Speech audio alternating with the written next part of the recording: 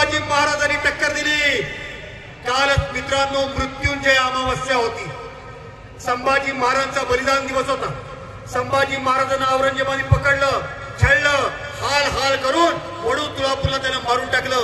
औरंगजेबाला वाटलं आता महाराष्ट्र भयभीत होईल आणि माझ्या समोर नतमस्तक होईल, पण संभाजी महाराजांच्या रक्ताचा थेंब भीमा आणि इंद्रायणीमध्ये पडला आणि सगळा महाराष्ट्र पेटून उठला। प्रचंड अशा प्रकारचं रणतांडव महाराष्ट्राच्या भूमीत सुरू झालं। 11 वर्ष टक्कर दिली नंतर राजाराम महाराजांनी, पुढे राजाराम महाराजांचा मृत्यू झाला। औरंगजेबाने विचारलं आपल्या सगळ्या सरदारांना, अरे शिवाजी गेला, संभाजी गेला, राजाराम गेला, आता महाराष्ट्र पराभूत का होत नाही? काय उत्तर दिलं? त्याचे सरदार मान खाली घालून म्हणले, हुजूर या राजारामाची विधवा झालेली 24 वर्षाची बायको ताराबाई हिने बायकांचं सैन्य तयार केलंय आणि बायका मोगलाला ठोकून काढताय, पण महाराष्ट्र पराभूत होत नाही, महाराष्ट्र पराभूत होणार नाही। काय विलक्षण आहे! इथल्या महिलांनी सुद्धा विलक्षण संघर्ष केला होता आणि म्हणून आपण संभाजी महाराजांच्या बद्दल म्हणतो, वर्ष 300 बीत गए हैं शंभू के बलिदान को, वर्ष 300 बीत गए हैं शंभू के बलिदान को, कौन जीता कौन हारा पूछ लो संसार। अरे औरंगजेब, तू 90 वर्ष जगलास, पण तुझा एकही पुतळा इथे निर्माण झाला नाही। आमचा शंभू राजा 32 वर्ष जगला, पण महाराष्ट्रातल्या प्रत्येक मुलाच्या हृदयामध्ये आज संभाजी देश धर्म पर मिटने वाला शेर शिवा का छावा था, महापराक्रमी परम प्रतापी एक ही शंभू राजा था, एक ही शंभू राजा।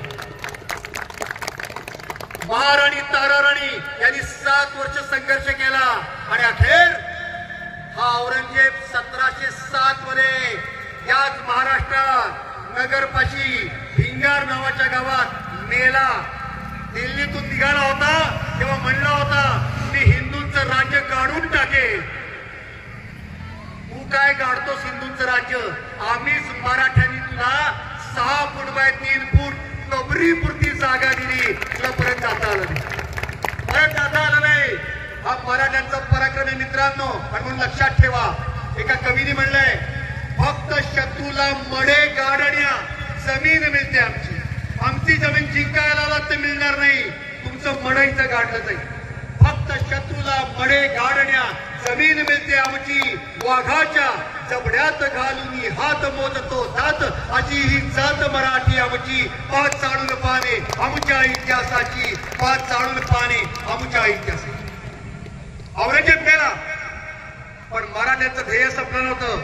शिवाजी महाराजांनी सांगितलं होतं, आहात तंजावर, तहत पेशावर, सारा देश एका भगव्या ध्वजाखाली आणायचं। आणि मग मराठे निघाले, यात पुणे शहरातून निघाले।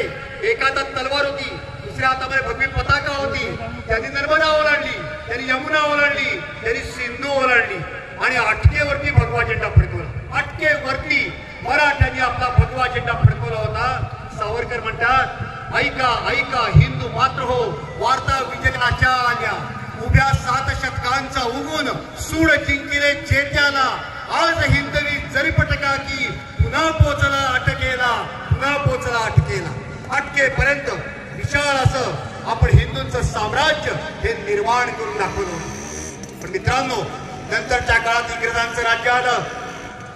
इंग्रजांनी या देशामधली संस्कृती नष्ट करण्याचा प्रयत्न केला, तेव्हा अनेक क्रांतिकारक उभे राहिले। 1857चं स्वातंत्र्य समर झालं, त्याचं नेतृत्व करणारे नानासाहेब पेशवे होते, तात्या टोपे होते, झाशीची राणी होती। लढले असतील उत्तर भारतात, पण आपले मराठी होते। त्यांनी का सांगतोय थांब, या इथून घाटात आपण खाली उतरलं की कर्जत आहे, त्या कर्जतच्या पासून 4 किलोमीटर अंतरावरती वेणगाव नावाचं गाव आहे। हे वेणगाव का महत्वाचं आहे? 1857ला संपूर्ण देशाचं नेतृत्व करणारे नानासाहेब पेशवे या कर्जत जवळच्या वेणगावला जन्माला आले। उत्तर भारतात त्यांचे पुतळे, त्यांची स्मारक आहे। आपण इथे जवळ राहतो, पण या महामानवाची आपल्याला माहिती नसते। आणि म्हणून या सगळ्या इतिहासातल्या अनेक व्यक्तींच्या बद्दल आपण आदर व्यक्त केला पाहिजे।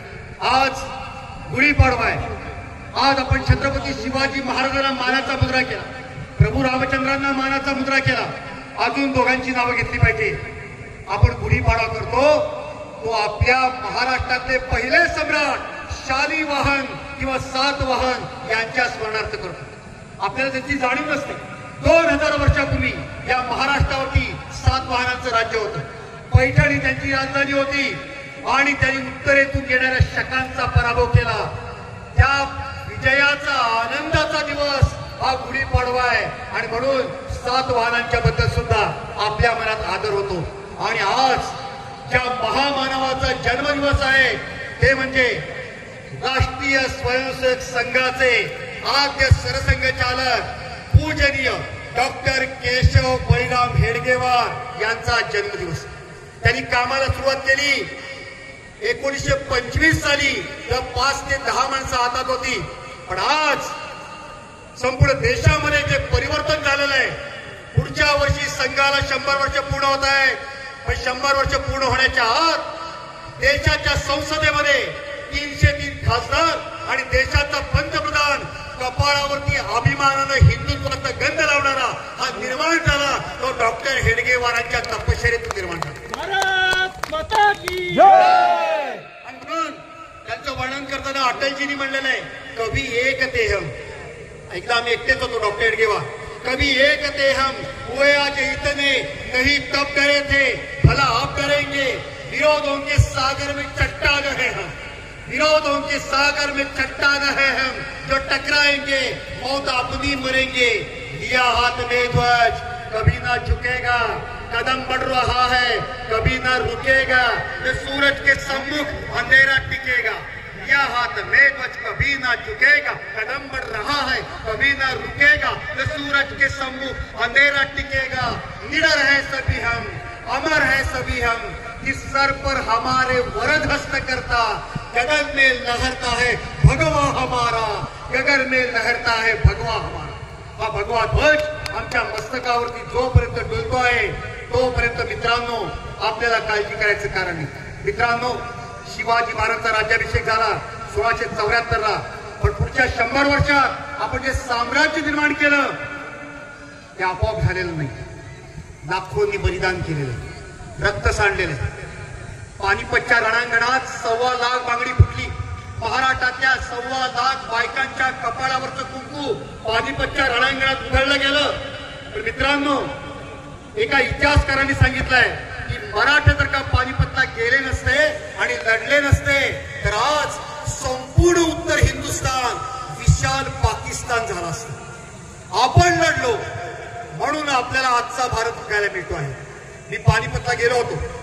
तो हरियाणाचा ड्रायव्हर गाडी चालवत होता. मी तिथे उभा होतो. तो ड्रायव्हर म्हणला इथे का उभा राहतो मागं बस. मी म्हणलं ये तुम्हारा मुल्क या बहुत बड़ी लड़ाई हुई थी. मला म्हटलं या ड्रायव्हरला काय करते. तो ड्रायव्हर बोलायला लागला. काय बोलला तो म्हणला हाँ यहाँ बहुत बड़ी लड़ाई हुई थी. उस लड़ाई में हमारे हरियाणा के लोग नहीं गए. जाट नहीं गए, सिख नहीं गए, बुंदेले नहीं गए, राजपूत नहीं गए, कानड़ी, तमिली, तेलुगु, मलयालम, सिंधी, बंगाली, गुजराती नहीं गए. लेकिन तुम्हारे मराठे यहाँ आए थे और मराठे यहाँ नहीं. आम्ही लढलो पानिपतच्या रणांगणामध्ये. म्हणून आजचा भारत आपल्याला बघायला मिळतोय. म्हणून मित्रांनो अयोध्येत राम मंदिर झालेलं आहे. पण म्हणजे हिंदुत्वाचं शतक आपोआप येणार नाही.